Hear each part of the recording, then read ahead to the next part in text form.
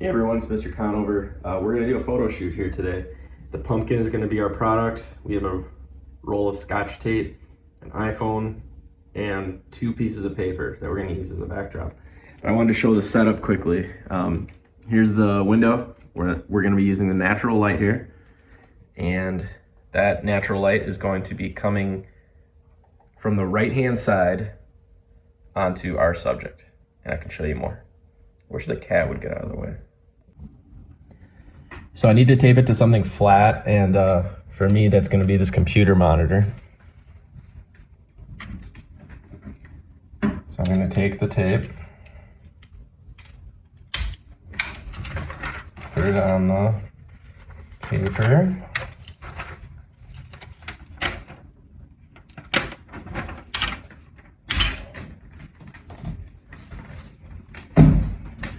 and tape it up just like this. You want this nice curve. That's definitely important.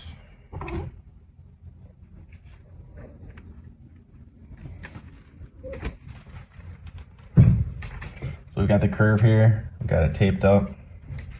I'm gonna take another piece and just set it. All right, so the backdrop is ready. We've got the paper here.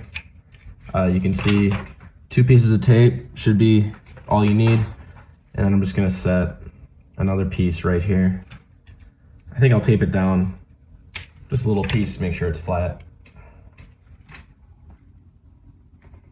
There we go. Now we have our subject. You can see part of it is damaged. So we're gonna just make sure you use the good side, right? It is a real pumpkin, I think. It's not plastic, so set it here. And you can see, if I move the camera this way, see this little shadow right here?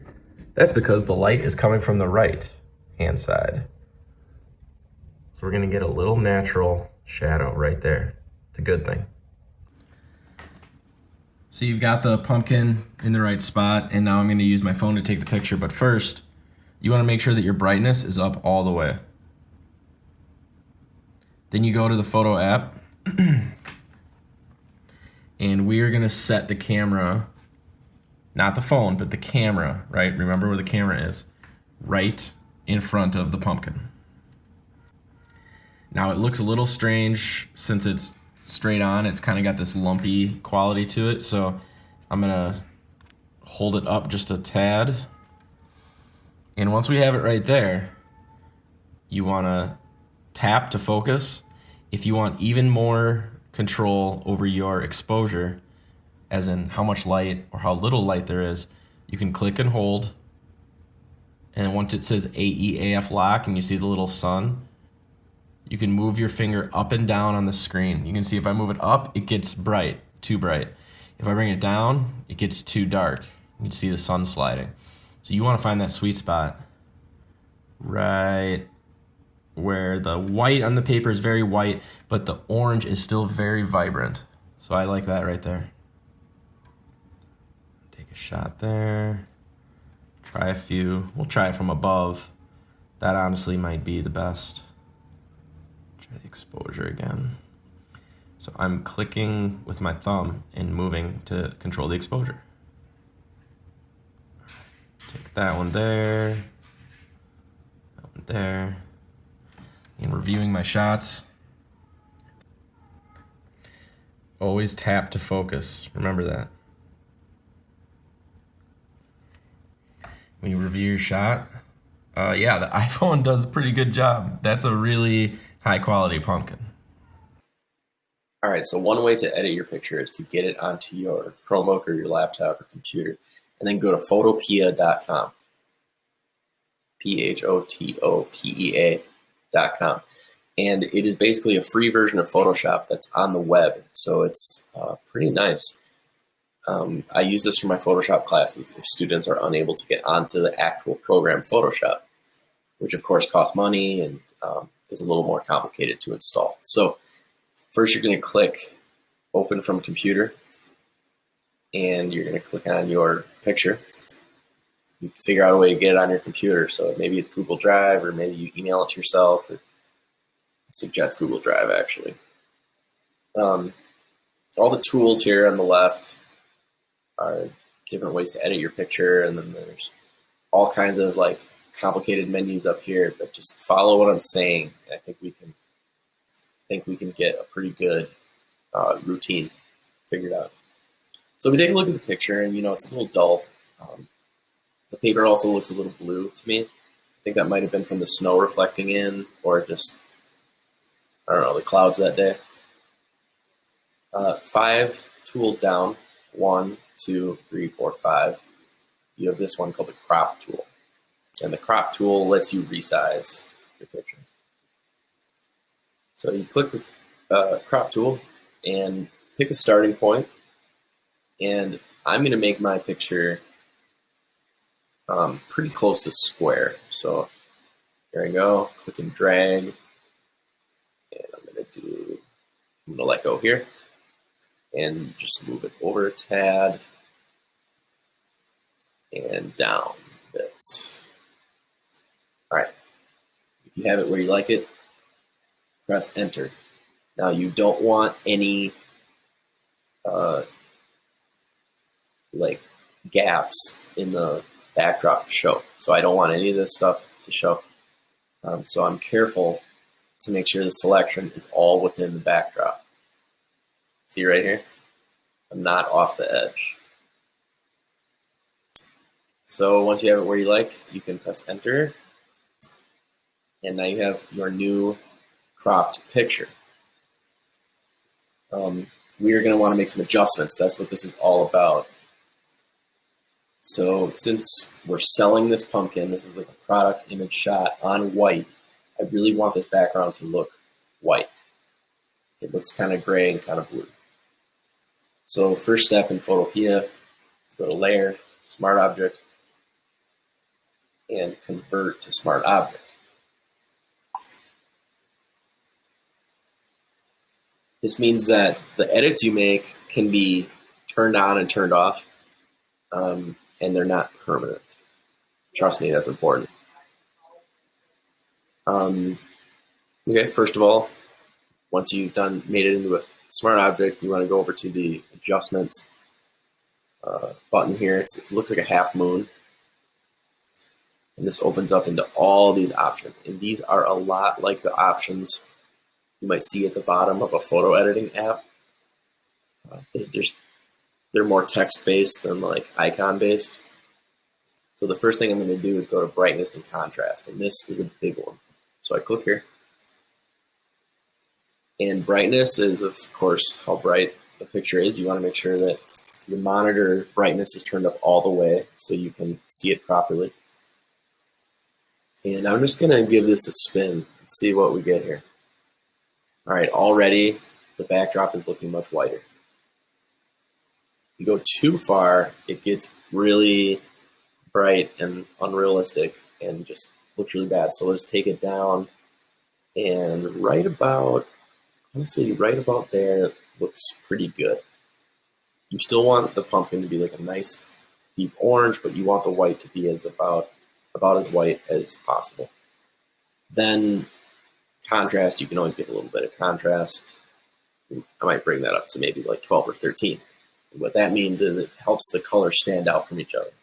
Again, if you do this too much, you get a really weird picture. And if you do it too little, you get a gray, mushy picture.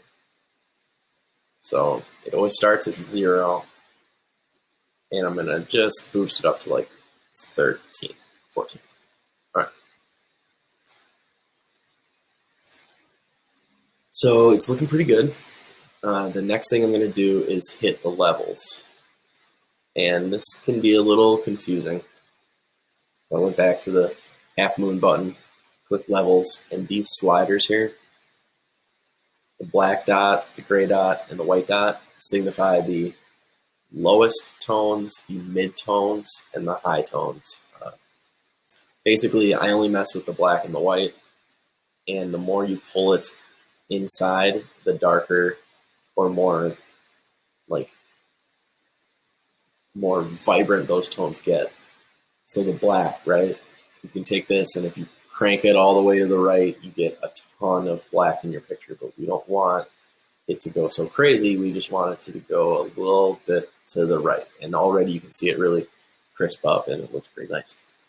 As for the white, this one's really powerful. If you start pulling this, it gets out of control. So just take it just a tad bit over. And then just to get rid of the rest of that blue, like the shadow here is still looking a little blue to me. I might go to the adjustments again and go to color balance. And you can see you've got these ranges. And I think I'm going to bring... I'm going to bring the blue down just a little. See that? I'm going to bring it down just a little bit. I'm also going to bring the reds down a little bit. Just a little too much.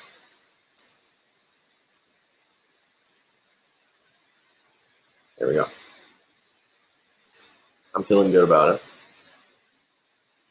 So then once we have our pumpkin nice and edited, and by the way, over here in the layers, these are all the adjustments we made. And then this bottom layer is the image itself. So I take all these adjustments and put, well, if I click the eyeball, it removes the adjustments. So watch, if I remove all these adjustments, click, click, click, you get the original picture. Now compare that original picture to what we ended up with. Much better. You can also take all the adjustments, put them in a folder, and check this out. Without the editing, with the editing. Without the editing, with the editing. So you can see photo editing makes a huge difference, and it takes a little bit to learn, but it makes your pictures look much, much, much better. Now, if you're in Photopea, the way to get this edited photo on your computer, you're not done yet. You want to go to File, Export as JPEG. Then you get this little preview. You can slide the quality. Now, the higher quality, the larger image file you'll have, but 582 kilobytes, that's still half a megabyte. That's not very big. So 91% is fine. It looks good to me. I'm going to press save. And then it just got downloaded into my download folder. So now I have my edited pumpkin product image. All right, so today we're going to edit my pumpkin picture with Photoshop Express. I just downloaded it, and you are going to see all your pictures pop up here. First, you actually have to log in with your school ID, so make sure you do that. I'm going to pick one of my pictures here. I think I like this one. And the first thing I'm going to do is go down to crop on the bottom. You see where it says themes, looks, overlays. Hit crop, and I'm just going to move these arrows just a bit to kind of get it contained. See that? Nice and tight. All right. Then after that, we want to go to overlay, or adjustments. Now, you do have the choice here of editing, see on the right side, the full image, just the subject, or just the background. And I tried it, and it actually didn't work out too well. It seems like it's pretty close to working, but it just didn't look as professional as I needed it to be, so I'm going to just stay on full. First thing you can adjust is the exposure, and that's how bright or dark your picture is. See? It probably needs a little bit of exposure, but not a ton, so I'm just going to leave it there like 4. Contrast, that is the difference between the colors. I'm just going to bring it up a little bit. You don't want to do too much again. It gets weird if you bring the slider up all the way. So I'm going to leave it probably right there. And then highlights, I'm going to bring down just a touch. I always like to do that. Okay. Whites. This is a big one. So this controls the vibrance and the intensity of all the whites in your picture. So the background, it looks gray right now. It looks kind of gray blue. So I'm going to take it and move that up probably to about 24. And it's looking pretty good right there. Let's see what else we can hit. Sharpen. I might sharpen it just a little bit there. And yeah, we got a good picture going. Clarity. This is something where you can, if you do it a lot, it can look really weird. I would not do it over like 20. Yes, it does make your image a little more crisp, but you can really, really overdo it. All right, I'm feeling good.